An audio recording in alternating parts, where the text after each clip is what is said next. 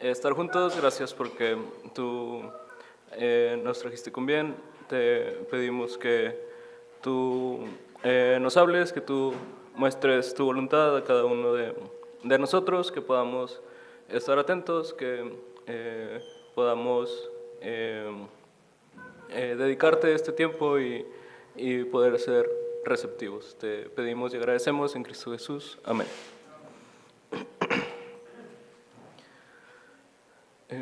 No sé si se escucha bien el micrófono o ahí creo que Arturo nos está ayudando a ajustarlo. Okay. También yo me siento un poco ronco, así que no sé si es eso o todo junto. Muy bien.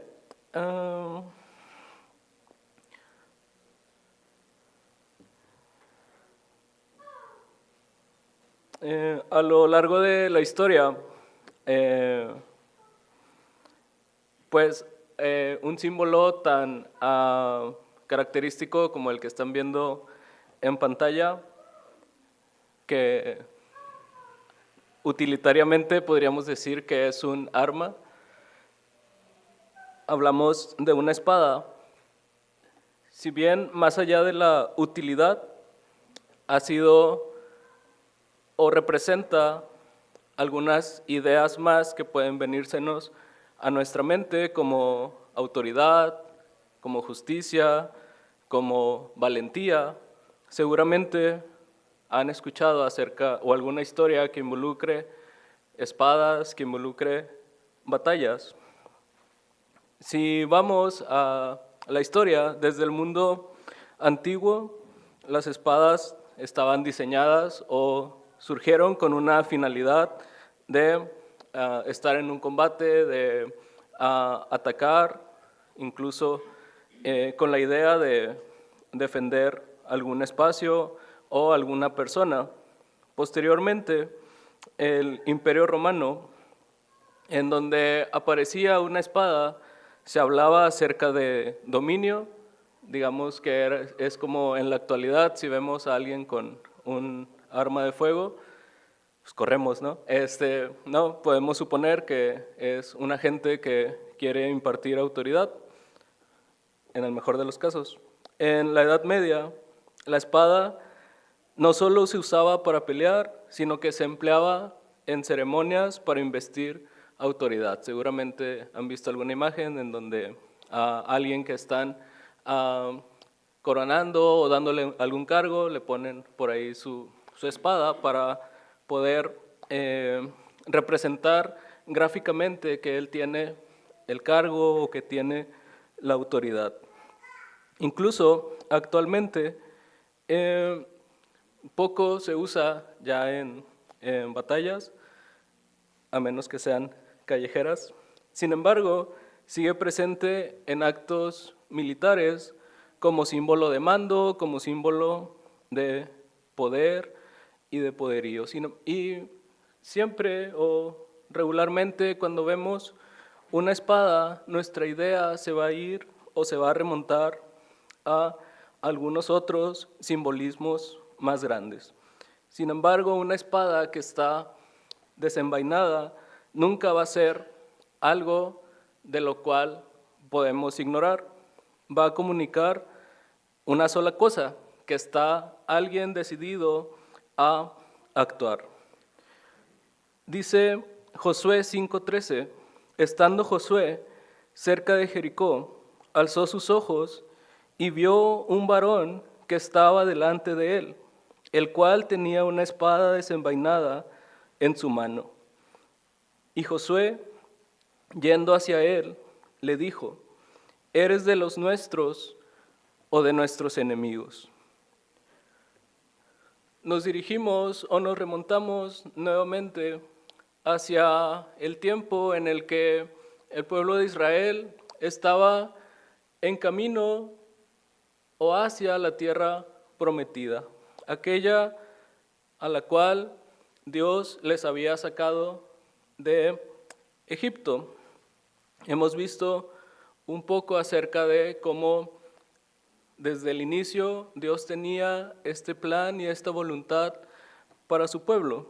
Ahora el mando ha llegado a Josué, quien está yendo al frente del pueblo en búsqueda de entrar y tomar posesión de la tierra que Dios les había prometido. Entonces, previo a alguna de las primeras batallas que tendrán que lidiar, ya a cargo de Josué, sucede esta escena. Josué ve a un varón con una espada desenvainada. Josué, en su idea, en su presuposición, dice, pues solamente hay de dos opciones, ¿no? O es de nosotros o es de los enemigos, y pues vamos a ver de cómo nos toca, ¿no? Sin embargo, este varón no se atuvo a estas dos opciones. Dice el versículo 14, él respondió, no, mas como príncipe del ejército de Jehová he venido ahora. En un inicio, este varón no toma partido, no está definiendo si estaba con Josué o estaba en su contra. Sin embargo, está tomando el control y el mando de la situación. Para llegar a este punto, no es que Josué haya surgido de la nada, sino que previamente Josué, como todo militar, como todo persona que quiere llegar a combatir, tuvo un entrenamiento previo o una formación. Si les preguntara, creo que todos sabemos con quién se formó Josué. Era el servidor un poco más directo de Moisés. Y divinamente Dios le había designado como el sucesor para dirigir al pueblo hacia la tierra prometida. Si vamos unas páginas atrás ahí de Josué, números 27-22, si gustan acompañarme.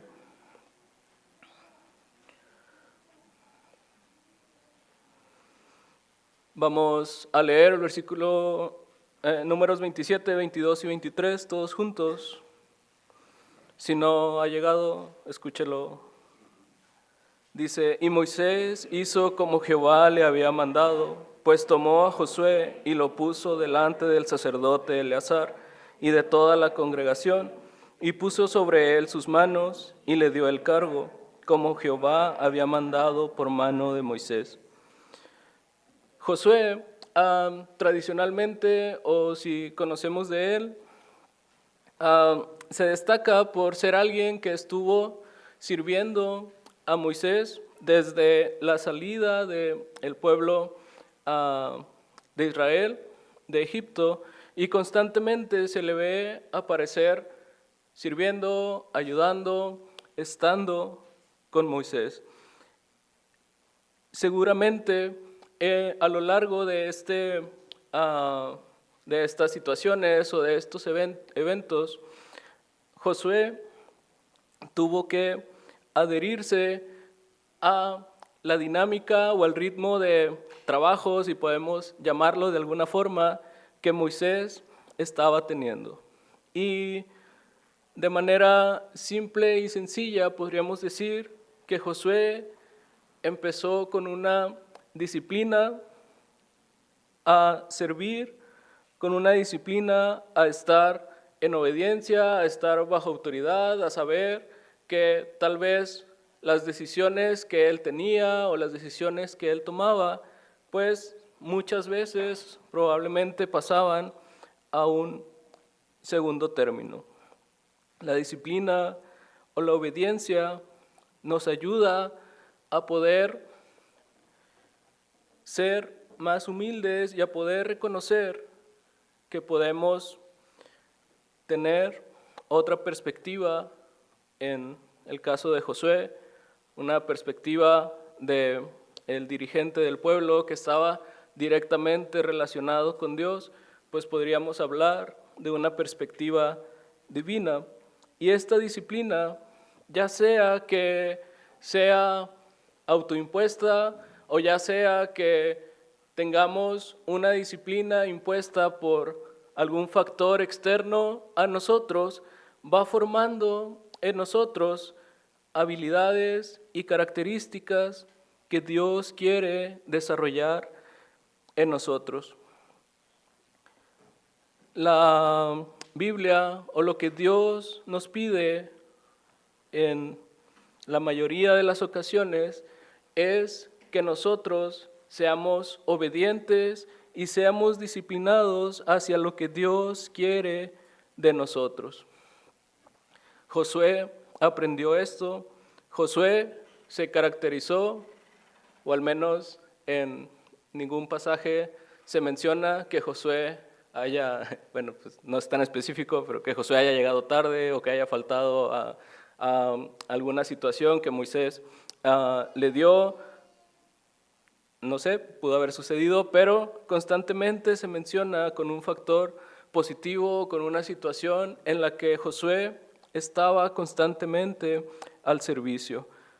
No por nada, cuando tenía que haber un sucesor, Dios le dice, toma a Josué para que él sea quien te suceda en la dirección del pueblo. Y otro factor que pudo haber influido o que pudo estar relacionado o que vemos en esta formación que Josué tuvo es que si bien Josué seguramente tenía una relación y una buena relación con Moisés, no se quedó tan solo en esa situación o en ese escalón. Si vamos a Éxodo 33:11, le invito a que me acompañe.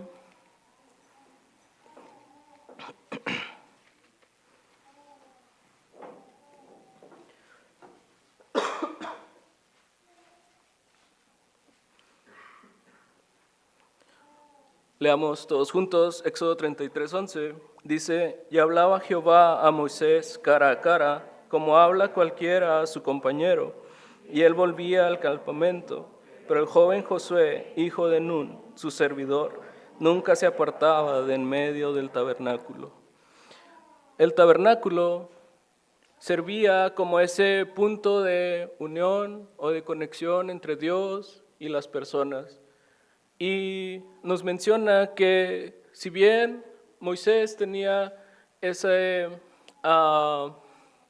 designación de ser el intercesor entre Dios y el pueblo, Josué constantemente permanecía en ese lugar en donde Dios hablaba y expresaba sus planes a Moisés. Seguramente Josué, de manera personal, de manera individual, de igual forma, él buscaba cultivar, daba prioridad y se daba el espacio para poder fomentar esa relación que Dios quiere formar con nosotros. Josué, al igual que con la disciplina, tuvo esa decisión de poder relacionarse con la persona más importante con la que deberíamos nosotros buscar esa relación. Y en ese momento todos podrían decir, bueno, pues está súper bien parado porque es de confianza de Moisés. Pues sí, sin embargo, no era la persona más importante, sino que Josué cultivaba su relación directamente con Dios. Seguramente él escuchaba, él sabía, él conocía lo que Dios expresaba directamente, y Josué de igual forma le daba esa importancia y esa relevancia en su vida. Esta disciplina y esta relación que Josué desarrolló y formó en este momento de su vida, así como algunos eventos que sucedieron. Vamos a Éxodo 17. En cierta batalla que iban librando el pueblo de Israel en su peregrinaje o en su camino hacia la tierra prometida en este tiempo, en el desierto, se relata de una guerra con un pueblo que tenían ellos que superar, como si fueran niveles de videojuego, ¿no? Es que tenían que pasar o que estaban en el camino y que estaban en contra de que Israel estuviera avanzando hacia la tierra prometida. Dice el versículo 10 del capítulo 17, e hizo Josué como le dijo Moisés, que le había dicho Moisés, que él fuera liderando, dirigiendo el avance militar. ¿Por qué? Porque en este tiempo Moisés ya no estaba en condiciones por edad o por situaciones de ir como comandante o como dirigente del ejército. E hizo Josué como le dijo Moisés, peleando contra Amalec, y Moisés y Aarón y Hur subieron a la cumbre del collado. Versículo 11, y sucedía que cuando alzaba Moisés su mano, Israel prevalecía, mas cuando él bajaba su mano, prevalecía Amalec. No sé si ustedes de repente se imaginan estas historias en su mente, pero a mí me parece un tanto como curioso o gracioso el pensar, digo, con todo respeto, el pensar que lo que sucedía con Moisés en un lugar alejado tal vez de la batalla, cuando bajaba sus brazos, en la batalla sucedía que el enemigo o los rivales empezaban a prevalecer y empezaban a vencer al pueblo de Israel. No menciona que Dios le haya dicho esa instrucción a Moisés, así que no sé en qué momento se dieron cuenta de que, oye, pues deja los brazos arriba. Tal vez Moisés estaba haciendo ahí la prueba, ¿no? Pero quien estaba en medio de la batalla era Josué. Y por más habilidad, por más inteligencia, estrategia que pudiera tener en medio de la batalla, en medio de la guerra, o en el momento más apremiante o más demandante de la batalla, su éxito o su fracaso, su victoria o su derrota, no dependían de lo que él podía hacer. Tampoco dependía de Moisés, tampoco dependía de Aarón y de Hur, sino que reconoció que dependía de la decisión que Dios tomara de a quién le iba a dar la victoria. Dios decide que el medio que utilizaría sería esta señal evidente de que Moisés tenía que tener los brazos en alto.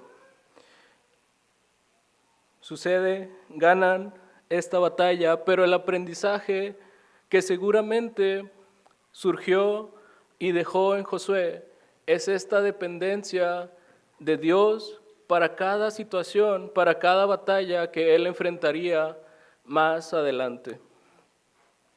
Seguramente este proceso, esta formación que Josué tuvo, fueron las bases, los cimientos que posteriormente, llegando al pasaje que veíamos en momentos anteriores, en Josué 5, seguramente fueron los cimientos para los cuales o en los cuales Josué iba a basar su cargo, su función que iba a tener en el pueblo. Y llegamos al encuentro que tiene Josué con este varón con la espada desenvainada, como dice ahí el subtítulo en la mayoría de nuestras Biblias, y veíamos cómo Josué iba con esta idea, tal vez, si pensamos en Josué como un estratega militar, como un comandante, como un soldado, podríamos decir, bueno, pues su pensamiento justamente era ese, ¿no?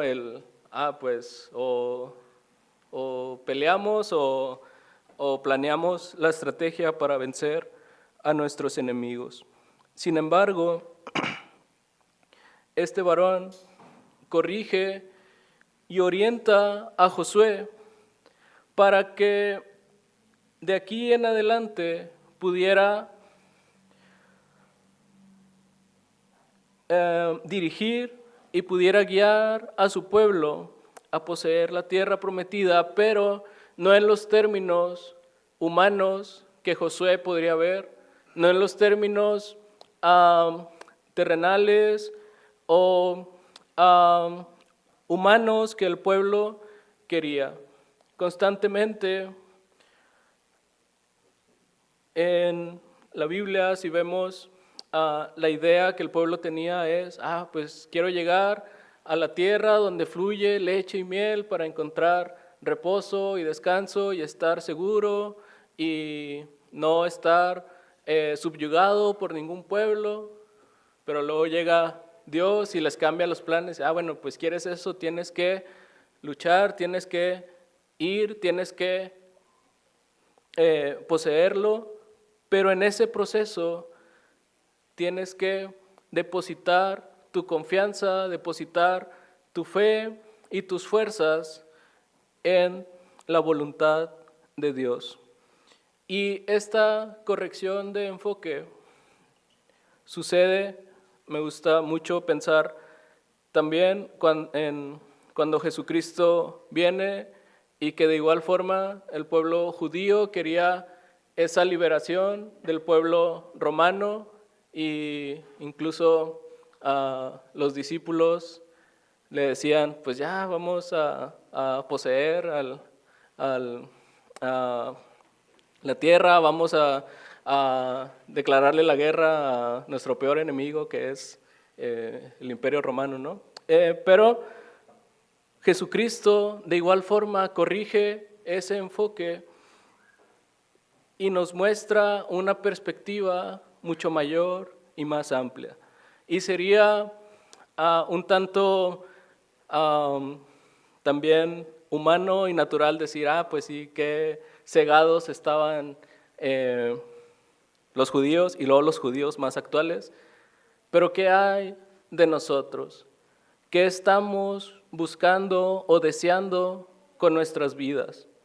¿Qué hay del enfoque que nosotros debemos tener para cada acción que yo realizo?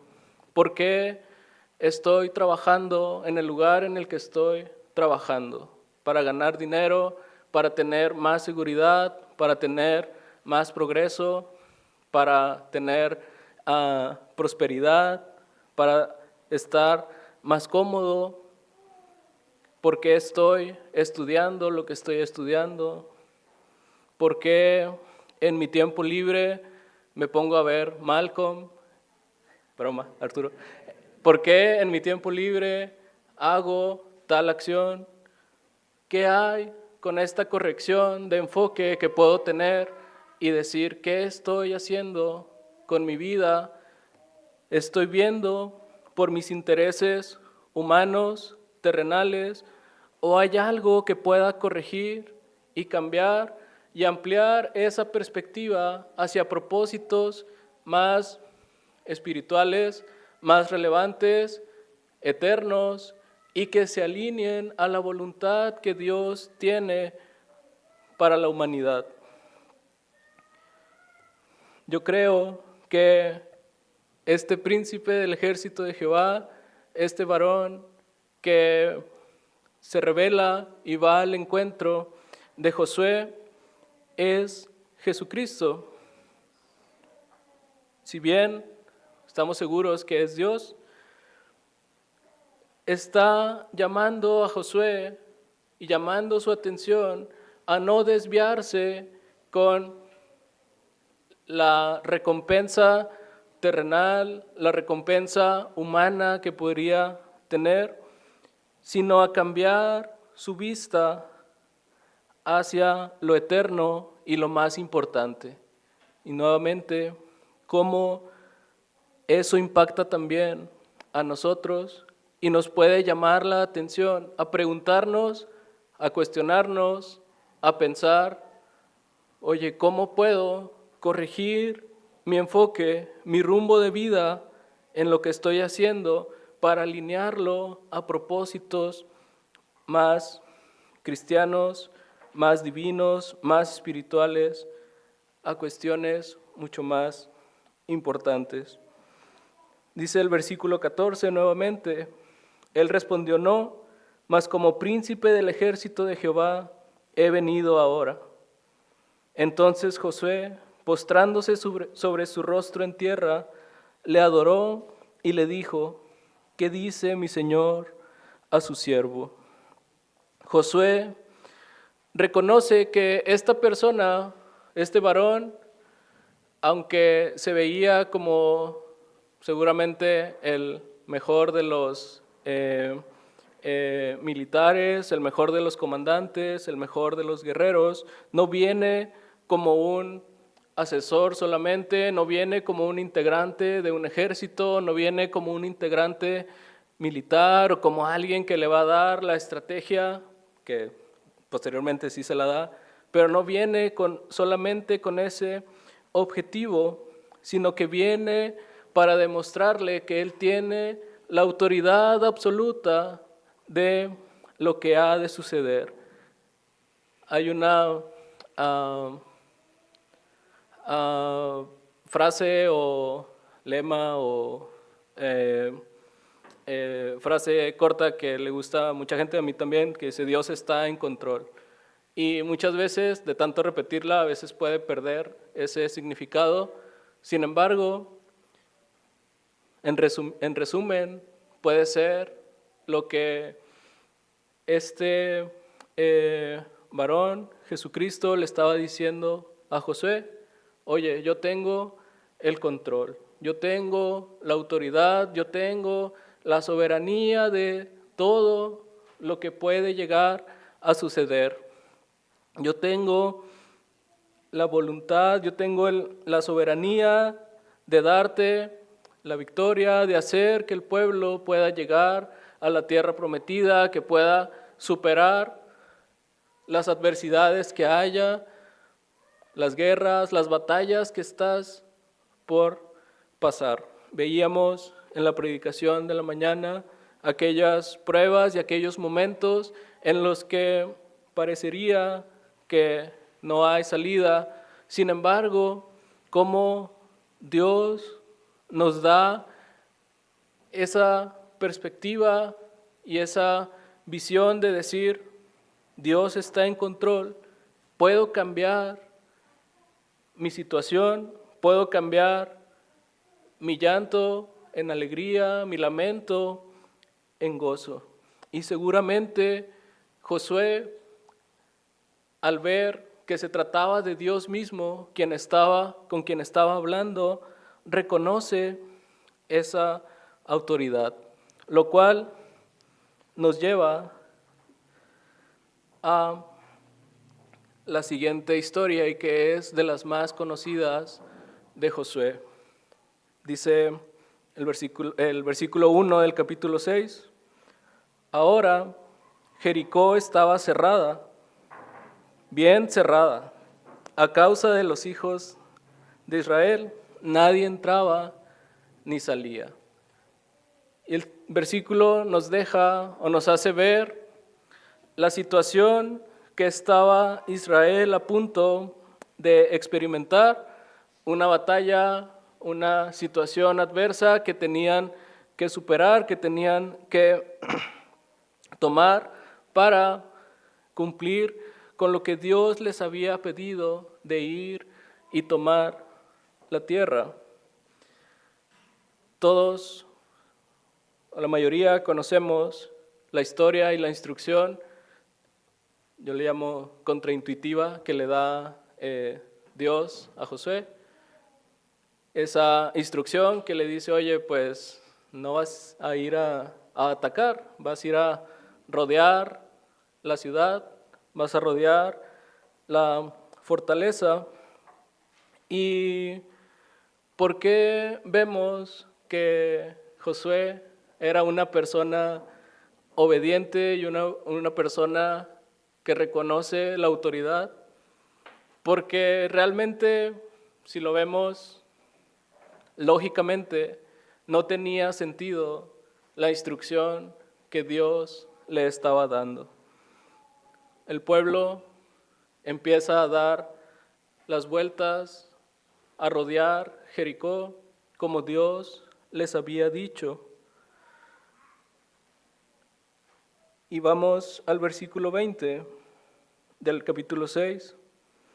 Entonces el pueblo gritó y los sacerdotes tocaron las bocinas. Y aconteció que cuando el pueblo hubo oído el sonido de la bocina, gritó con gran vocerío y el muro se derrumbó.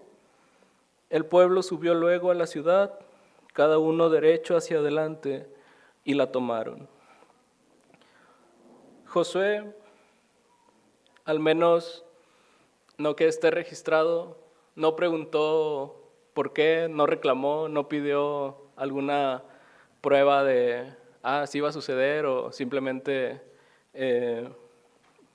nos van a juzgar de locos rodeando la ciudad, sino que Josué obedeció, Josué avanzó, Josué hizo lo que este varón le estaba pidiendo, lo que Dios estaba exigiendo de él.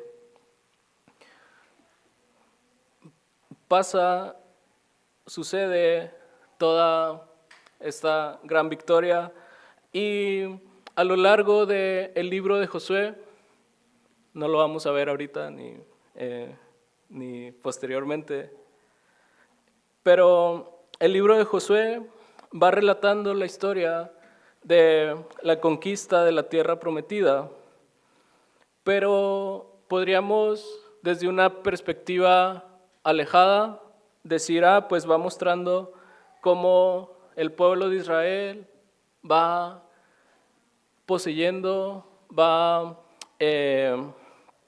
desalojando a los moradores de esta tierra.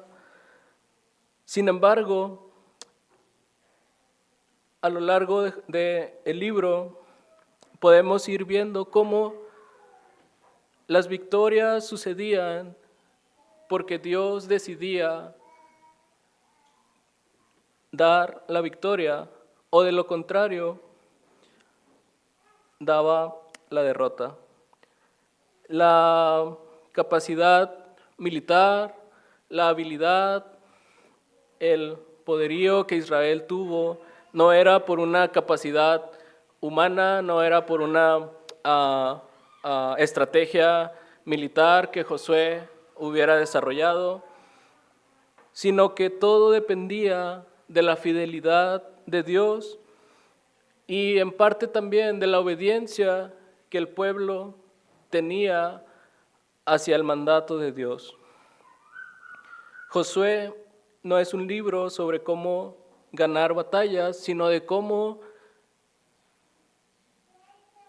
cuando obedecían venía la victoria y cómo cuando desobedecían Dios intervenía y mostraba la disciplina que previamente ya había tenido Josué. ¿Por qué les resumo Josué? Porque iremos al capítulo 24 y a uno de los pasajes más conocidos.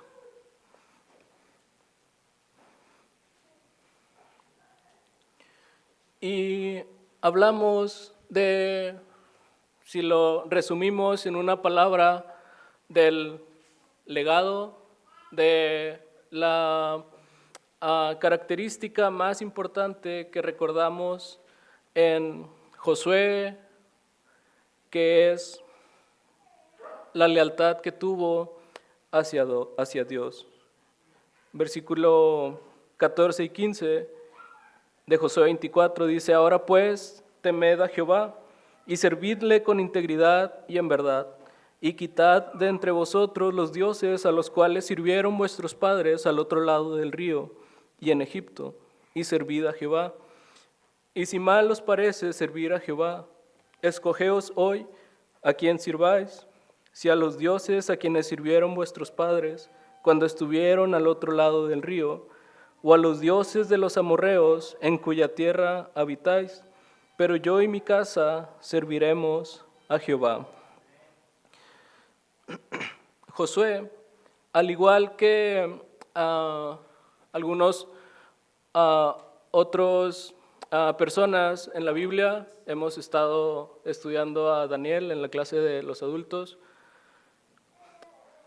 y otros personas o hombres, mujeres que fueron leales a Dios, vemos que esa lealtad no se construye en el vacío, no aparece o no se demuestra simplemente por decir, pues yo decido creer en Dios. Si recordamos la historia de Daniel, va una prueba tras otra. Va, oye, pues que al rey se le ocurrió construir un horno de fuego, que el rey tenía un foso de leones, eran algo creativos, ¿no? Regularmente, en esta semana hemos estado leyendo a Esther, la reina Esther, de igual forma, ¿no?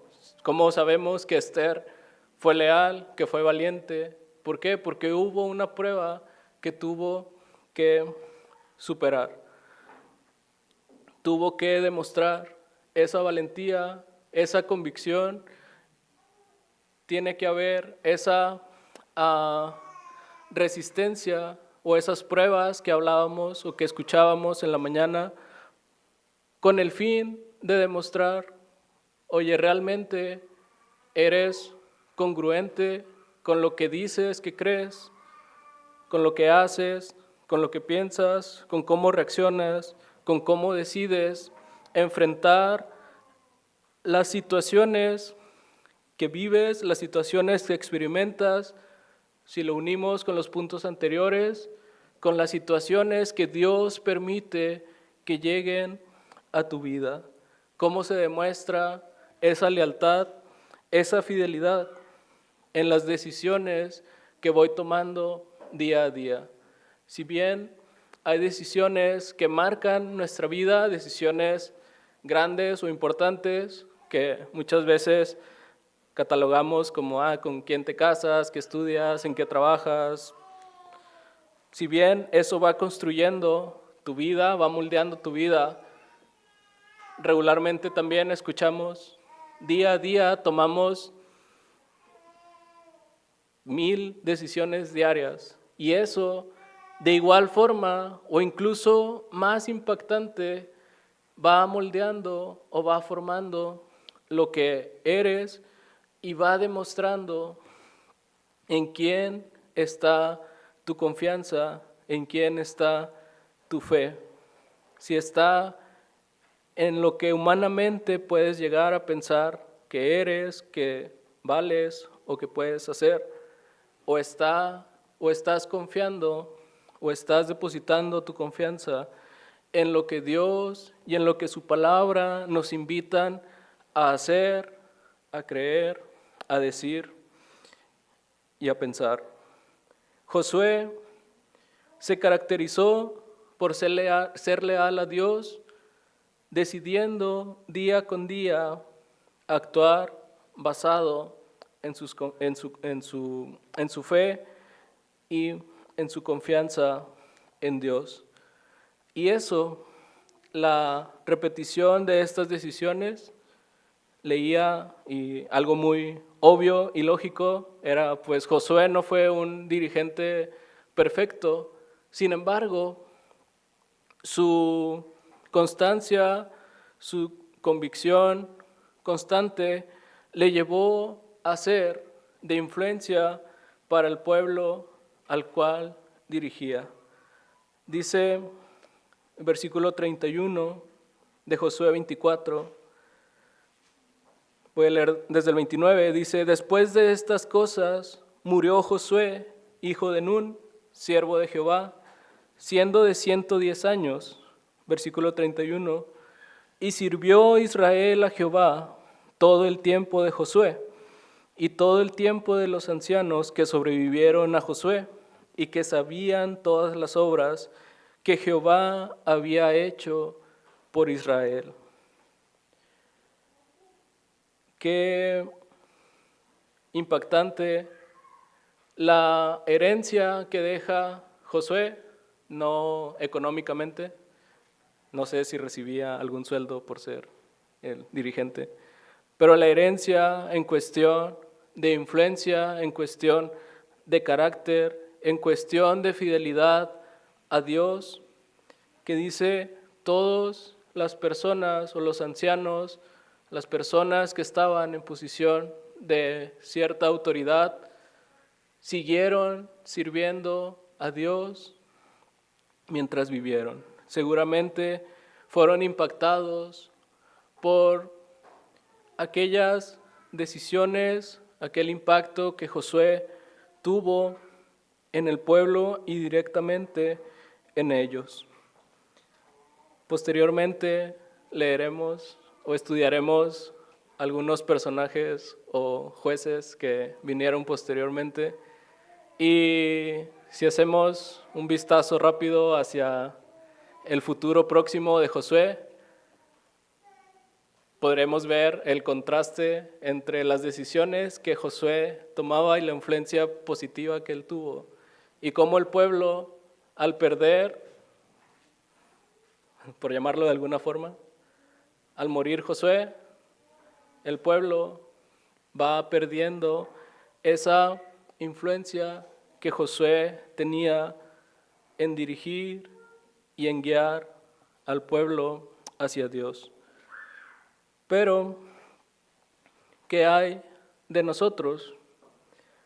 ¿Cómo estamos demostrando nuestra fidelidad a Dios? ¿Cómo estamos decidiendo día con día exaltar su nombre, ponerle en nuestra prioridad, poner en relevancia lo que Él nos dice? Este varón se presentó con una espada desenvainada. Creo que todos, si vamos a sentidos y significados bíblicos, podríamos pensar en su palabra, en su voluntad, en Jesucristo mismo, en lo que Él nos enseña y en lo que Él nos moldeó.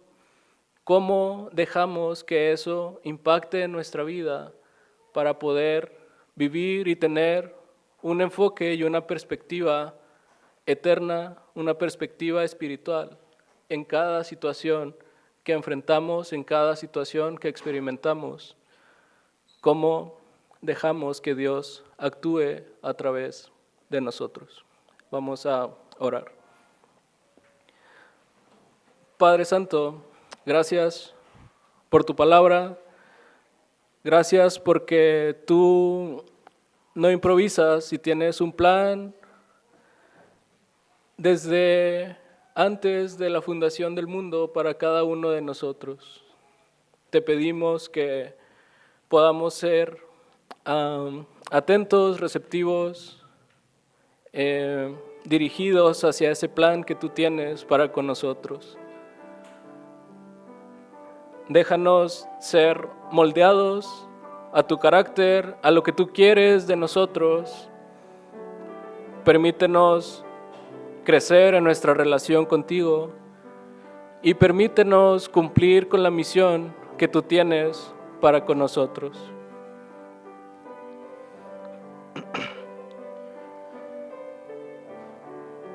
Piensa en cómo te identificas con Josué.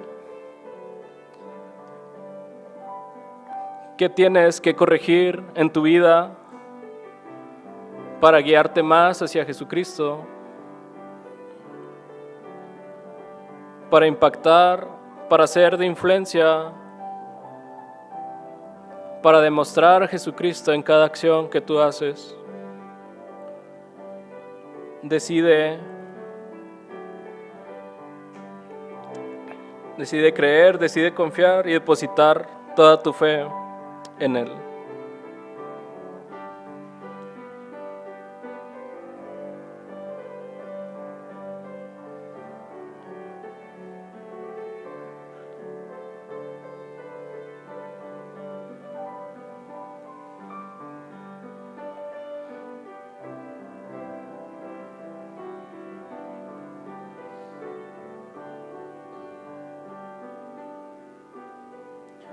Padre, de nuevo gracias.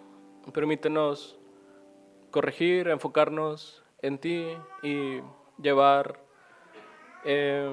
esta idea y esta perspectiva a nuestro día a día, a cada acción y decisión que podemos estar tomando o estar necesitando tomar. Te pedimos y agradecemos en Cristo Jesús. Amén.